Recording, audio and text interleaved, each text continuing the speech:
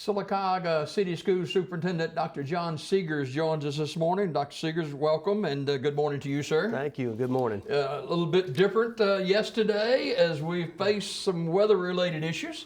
Yeah, no shortage of surprises around the school system these days, but it was a great day. Talk about how we handled that yesterday with, still people without power even today. Right, and there will be for some time. I know there were some predictions that maybe later in the week we get power restored to all, but we thought it was just necessary to get a warm place open. We have electricity. We feed 2 meals a day. And we were joking earlier that, kids can come in and charge up their devices, their iPhones, whatever they need. A lot of pluses there. Well, there were a lot of pluses, and a lot of people took advantage of it. Of course, the presenting new material for education, we weren't going to step off into that yet. We just wanted to make sure that basic human needs were satisfied. And we did that, and we'll do it again today, and we'll do it all week. So what, over 1,100 students there yesterday? That's right. Most of our students came back, those traditional learners. We even invited those that are virtual learners to come back, and some of them took us up on that offer and came in and got a good meal and met with the teacher. So there was some therapeutic value in bringing people back. And we didn't have all our teachers either. We were missing, I think, 20 that still had trees in their front yard or in their driveway and lack of power and taking care of family members that needed care. So we made it through. I mean, we patched it up. Yeah, with the pandemic and with the changes in our educational system as far as schedules are concerned, then you've got the weather-related issues.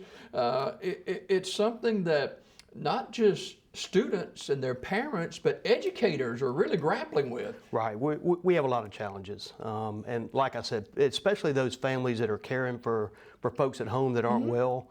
We've had to work through that. And the good thing is we have a good supply of substitute teachers. 65, I think, right now. We brought on 4 more last week. So people are wanting to come in and help. And that's needed in any year, but especially this year. Walk us through what happened yesterday. I know you had boots on the ground yesterday in our school system. Well, it actually started on Friday. As we saw the situation beginning to clear up, we had done some damage assessment in our schools. Our child nutrition staffs had already come in there and made assessments on frozen food and coolers, and we did have to throw some away, but not nearly as much as we thought we were going to have to. We thought we were going to have a real problem.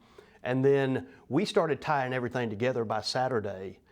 Sunday, we made final coordination with our principals to make sure that heat was on, power was on, the internet was on, and that we had food trucks showing up starting at 5 o'clock in the morning on Monday, yesterday. What went into the decision to bring the students back on Monday? Well, it really wasn't hard at all. As we stood in the high school parking lot Friday afternoon, saw the beautiful weather, had contacted all of our teachers and employees, and figured out that we can really have school. It will not be the learning environment that it would have been without the storm, but we just felt the need to give people a warm place to go, and certainly with the colder weather coming in, that's really important on mornings like today where it's pretty chilly outside, and provide those meals. And then if some learning happens in the meantime, great, and it's going to happen. It's just teachers are not able to present new material yet because there's so many kids that we just can't reach right now. So we'll do some catch up this week, and and you can't close school forever. You can't let these things get in your way, and you've got to do it. So hopefully we provided a great service for the community yesterday. Speaking of playing catch up, with our educational system the way it is now as far as the structure and the scheduling and stuff like that, would it be a right terminology to use that we are behind? We are. Our state superintendent has already made the comment, and he made it back in the summer, that we're probably 2 years behind. We'll do state assessments this year in the spring, and that's testing from 2nd grade to 8th grade, which will tell us some things about where we are. We do have pre-ACT results back. Because of the storm, we haven't had a chance to analyze them yet, but they look pretty good. And then we'll have work keys and ACT results for our high school students. So as testing occurs, we'll be able to tell where we are and what we need to do. We do expect that this summer our literacy camp, which would have housed between 80 and 100 students, we'll probably be more like 200. We know we've got to play some catch up, and we will. For people who may wonder, across the state of Alabama, Sylacauga City Schools system is in pretty good shape as far as education is concerned. I saw a report not long ago that a lot of schools are way down, but Sylacauga's right in here. Well, we worked hard to stay there. We've got some great teachers. We have so many great employees out there that are supporting this, and all we had to do is say, look back at our mission, look back at our strategic plan, and figure out how to make it happen. Don't let things like COVID or a hurricane get in your way, because we can figure this out. So I applaud them for doing that. It's fantastic that we faced all these things, but we're still here. We're still here, and it's a testament to our resiliency, and that's the mark of this community. We get through things, and we value education, so we're not going to let these things get in our way. Talk about finances. I know this has been a challenge financially too.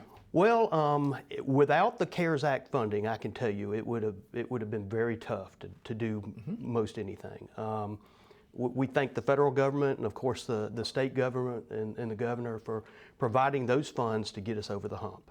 It's allowed us to pay some salaries to some key people that have worked a lot of overtime. It's allowed us to bring or to retain our nurses, and nurses have been critical in this. And it allowed us to take some funding for materials and supplies to fight off things like COVID, which is just an enormous expense right now.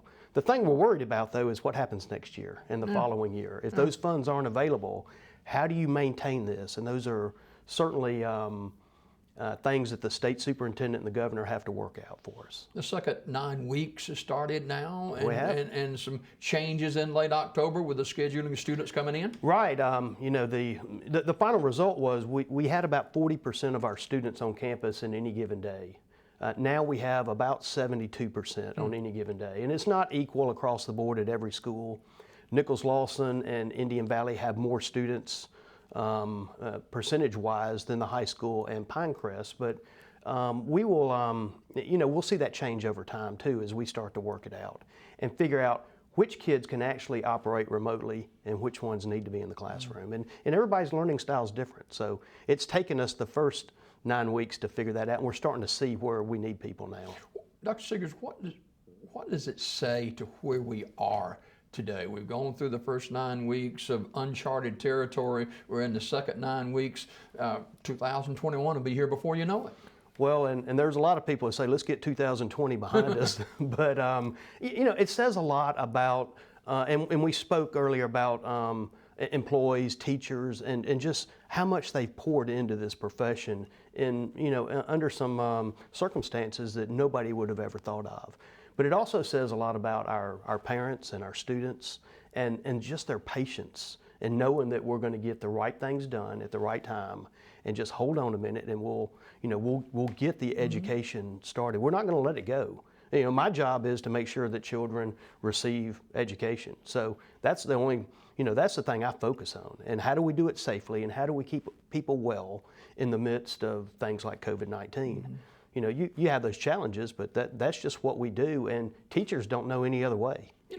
I've noticed that teachers, they're long hours, not just at school, getting plans together and stuff. It's amazing. I would estimate teachers work somewhere in the neighborhood between 10 and 12 hours a day, between answering the phone calls, the emails, lesson plans. So, you always think of teaching, well, it's this 8 to 3 job and you go home and your summers are off. Well, that's not true at all. These folks work some incredible hours, but of course it's all in their heart. They wouldn't do it any other way. So a lot of times you have to run them out of the building. Like, you got to go home. Go be with your family, and we'll get this together tomorrow. But I can't say enough about them. The pandemic, COVID-19, is ongoing. There's been a tick up in Alabama in the last few weeks. What about with our school system? Well, we're doing the same things. We're cleaning, we're sanitizing, we're keeping people apart the best we can. It's hard when you have almost 1,400 students back in your buildings, and it's really hard at It's not hard at the high school, but it's really tough at places like Nichols Lawson. The school was not built for social distancing. Beautiful structure, and at the time it was the right design, but if you look at social distancing, it's hard to do. And of course, those children are getting bigger. They require more space, and so it's challenging. And you can't say enough about what Mr. Rivers and his staff are doing down there about moving students around, spreading them out, using all his available space. So if you go in the high school, you're like, wow, this is easy. But the other three schools are very tough, and it's a lot of hard work that goes into it. But you got again, Indian Valley where the younger children are. well, and of course, if you look at medical research, we're not as concerned about the younger children in COVID. We have had a few issues at every school with adults, but you're going to have that anywhere. So, recently we had to shut down our pre-K for a few days as we got rid of COVID in that area. But you go on. You don't shut down the rest of the school because pre-K is isolated. So it's worked so far. Wow.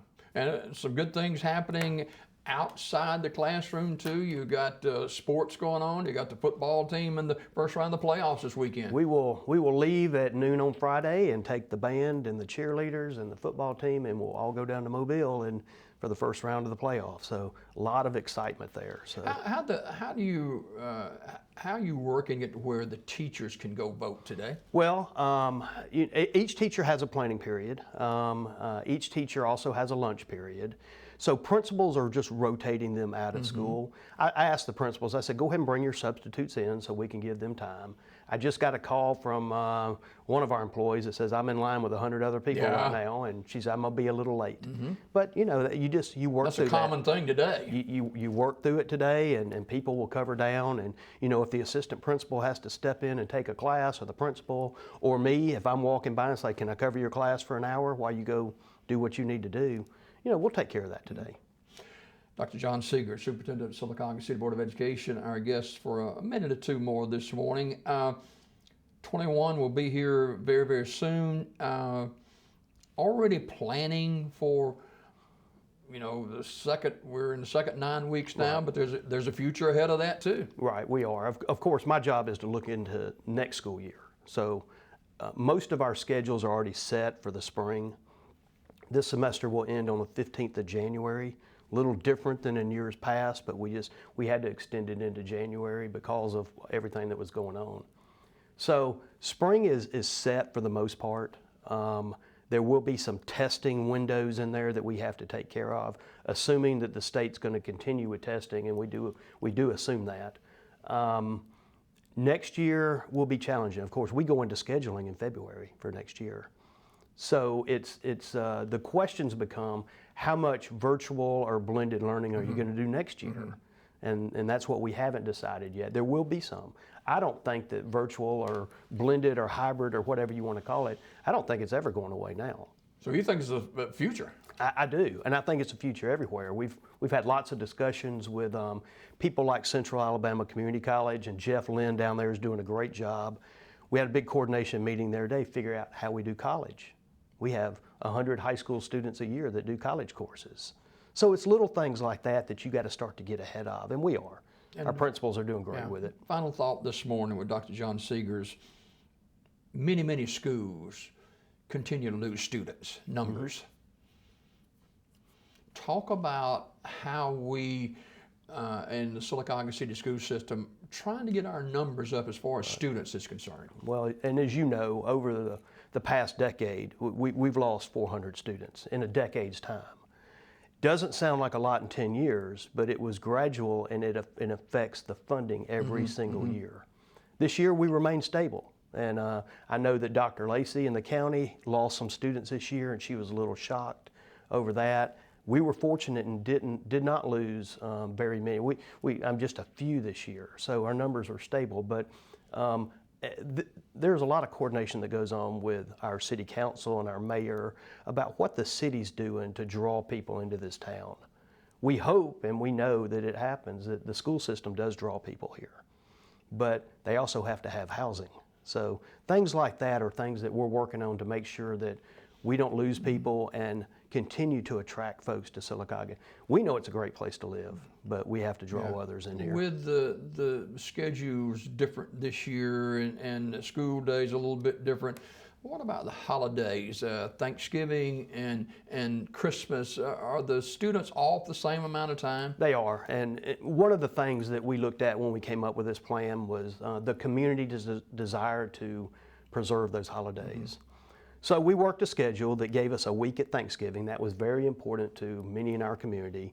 The Christmas time, of course, and then spring break.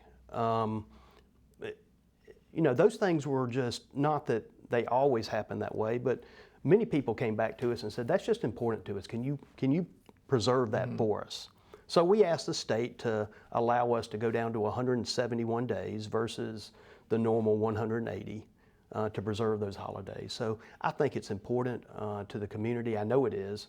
Certainly important to my family and yours, and whatever we can do to ease the pain that's going on in this town right now. So if it's holidays, yes, we're going to keep doing those. But Well, thank y'all for what you do and continued success. Appreciate you coming by this morning. well, thanks for having me. Dr. John Segars, Superintendent of Sylacauga City Board of Education, our guest this morning. More after this.